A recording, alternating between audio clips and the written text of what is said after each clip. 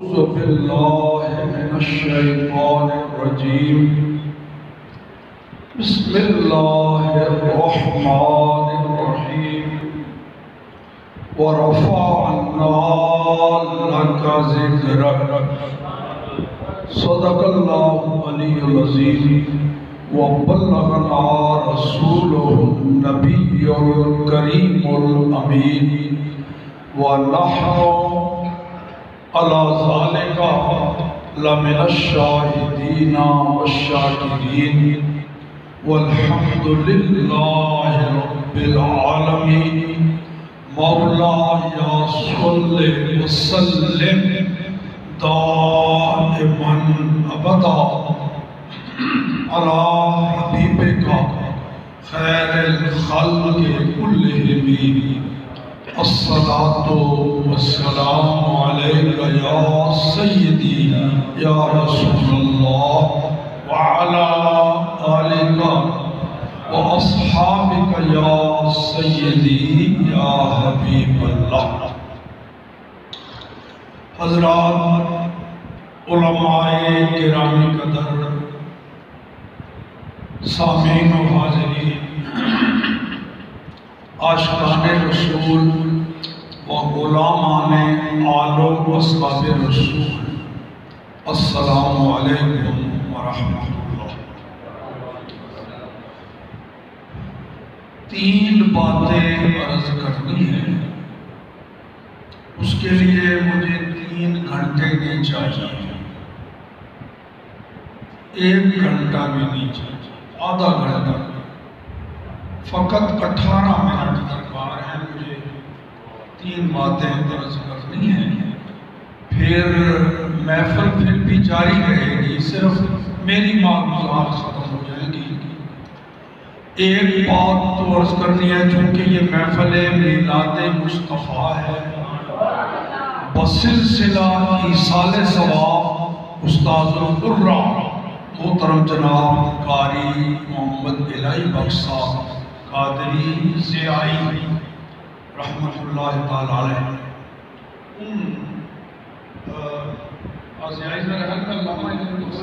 نوری ہو گیا، وہ میرے بھی استاد ہیں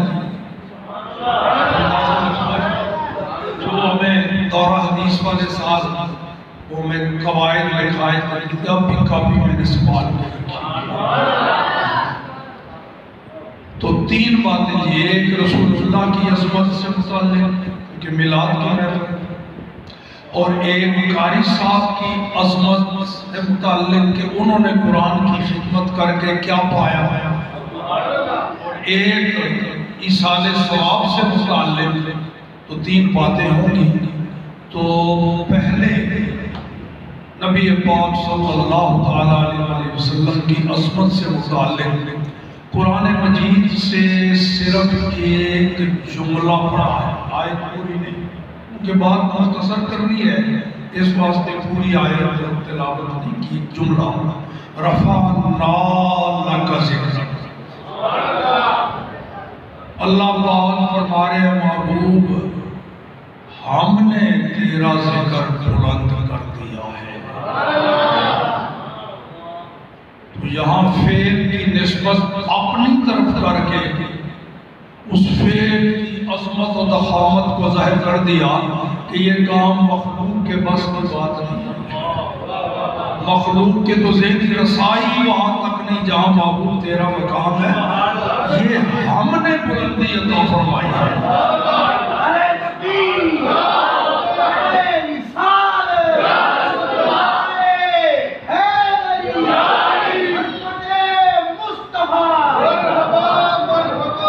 ایک مسلمہ قاعدہ ہے کہ فعل کی رفعت اور عظمت فاعل کے حوالے سے ہوتی ہے، کام کرنے والا کیسا ہے اس سے اس فعل کا اندازہ لگاؤ۔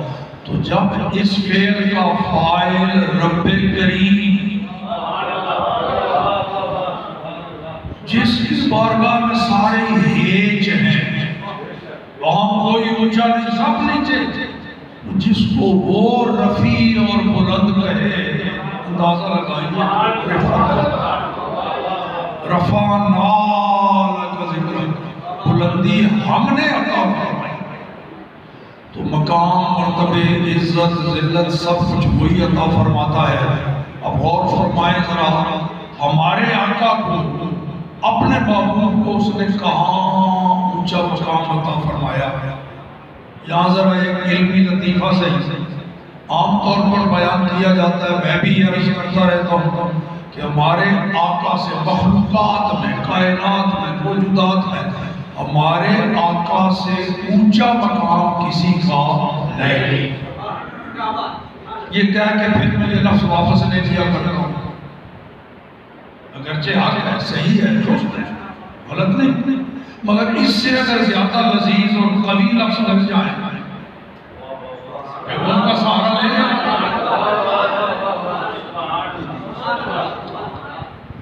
کیا کہا؟ ہمارے آقا سے اونچا مقام کسی کا نہیں، اگرچہ برحق ہے، مگر میں لفظ بدل رہا ہوں، ہمارے آقا کے برابر بھی کسی کا مقام نہیں۔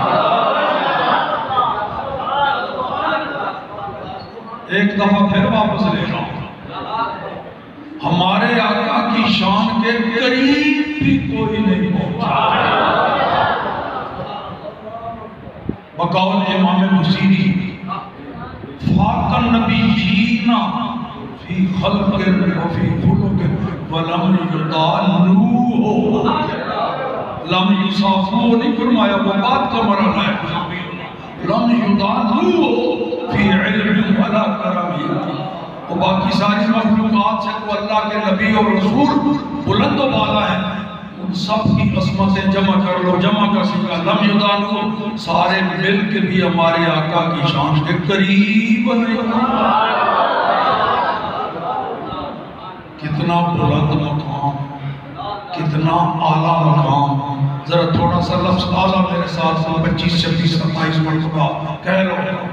اللہ پاک نے عام مخلوقات سے انسان کا مقام اعلیٰ، پھر کافر انسان سے مومن کا مقام، مجھ جیسے گنہگار مومن سے صالح مومن کا مقام، پھر صالح سے شہید کا مقام، شہید سے متقی کا مقام، متقی سے مجتہد کا مقام، مجتہد سے اوتاد کا مقام، اوتاد سے ابدال کا مقام، ابدال سے قطب کا مقام، قطب سے قطب الاقطاب کا مقام، قطب الاقطاب سے غوث کا مقام، غوث سے غوث اعظم کا مقام، غوث اعظم سے تابعی کا مقام، تابعی سے صحابی کا مقام، عام صحابی سے انصار صحابی کا مقام، انصار سے مہاجرین کا مقام، پھر مہاجرین و انصار میں سے بیعت رضوان والوں کا مقام، پھر ان میں سے شرکائے احد کا مقام، پھر ان میں سے بدر والوں کا مقام، پھر ان میں سے عشرہ مبشرہ کا مقام، پھر عشرہ مبشرہ میں سے خلفائے راشدین، خلفائے راشدین میں سے صدیق اکبر، صدیق اکبر سے نبی، نبی سے رسول، رسولوں میں اولو العزم، اولو العزموں میں جناب خلیل اللہ، اور جناب خلیل اللہ سے محمد رسول اللہ۔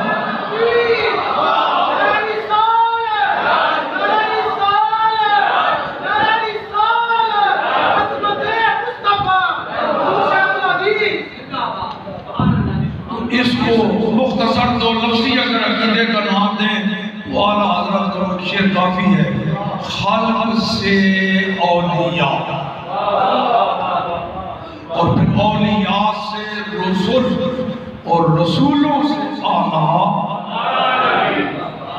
اب آ جائیے جی قاری صاحب، ساری زندگی قرآن پاک پڑھایا، ہم جو مراتب دنیا میں تعین کرتے ہیں نا اپنے عقل اور ذہن سے، فلاں بہتر ہے جی، وہ اچھا ہے جی، وہ اونچا ہے جی، وہ معزز ہے، ہماری عقل ٹھوکر کھا سکتی ہے، غلط لگ سکتی ہے، پر رسول اللہ جس کو بہترین کہتے ہیں وہاں تو شک شبہ کوئی نہیں۔ ہم میں سے کوئی کہتا ہے جی جو جناب ملک کا صدر بن گیا، وزیر اعلیٰ، کتنی عزت ہے اسے، آرمی کا چیف بن گیا، عدلیہ کا چیف جسٹس بن گیا، یہ ہو گیا، وہ فلان کاروبار تاجر جاگیردار فلان دیں گے وہ لٹرم پٹرم ہو سکتا ہے ہماری عقل ٹھو کر اکثر کھا جاتی ہے۔ آئیے ذرا رسول اللہ سے ہی فیصلہ کرا رہے ہیں حضور آپ فرما دیجئے آپ کی امت میں سب سے اونچا مقام، سب سے باعزت، سب سے محترم، سب سے بہتر کون ہے؟ فرماتے ہیں لو سنو خیرکم من تعلم القرآن وعلمہ، سب سے بہترین وہ لوگ ہیں جو قرآن پڑھتے ہیں اور پڑھاتے ہیں۔ قرآن پڑھا اور پڑھایا، چاہے مالی پوزیشن کمزوری نہ ہو، پر بہترین وہ ہے جس کو جو رسول اللہ کی نظر میں بہتر وہی حقیقت بہتر اور افضل ہے۔ تو قاری صاحب نے قرآن پڑھا اور پھر ساری زندگی پڑھایا۔ میدان قیامت ہوگا، باتیں ساری آپ کو اللہ اور رسول اللہ کی سنا رہا ہوں، اگرچہ اس سے آگے بھی صحابہ کرام کے ارشادات کو بھی ہم دلیل حجت مانتے ہیں، تابعین، ائمہ مجتہدین، اولیاء اللہ، علماء ربانیین، مگر سب سے اوپر تو قرآن اور حدیث ہے، اس سے آگے بڑھنے کا میرے پاس ٹائم نہیں، اس واسطے وہیں پر گزارا کر رہا ہوں۔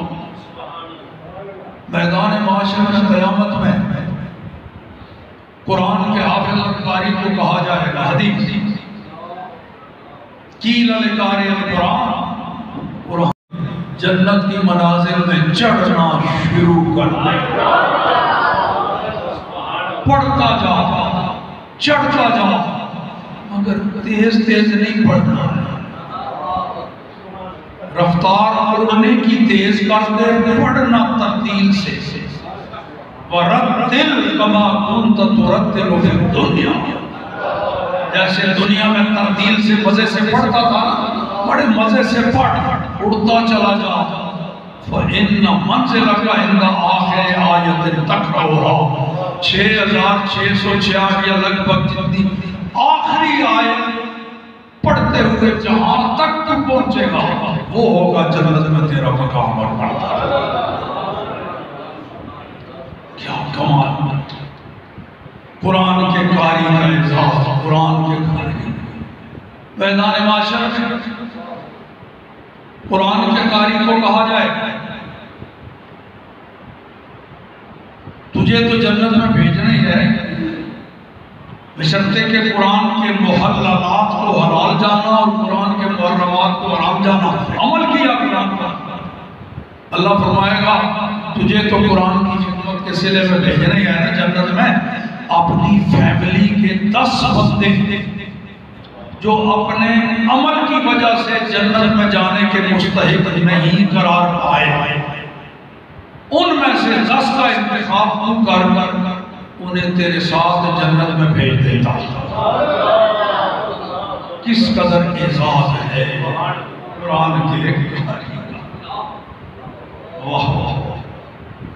تو یہ قاری اور دیکھو جی عبداللہ بن مسعود رضی اللہ تعالیٰ روایت کرتے ہیں مولا علی من قرأ حرفا من کتاب اللہ فلہ بہ حسنہ، ایک حرف کتاب اللہ کا پڑھا تو ایک ایسی نیکی اس کو ملے گی جو 10 کے کہنے کا، یعنی ایک حرف پر 10 نیکیاں حرف پر، اور ٹوٹل حروف کی تعداد قرآن کی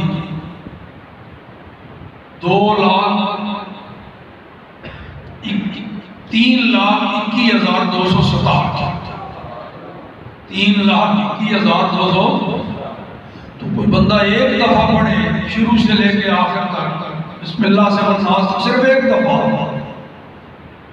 تو 32,12,670 نیکیاں تو لے جا صرف ایک دفعہ،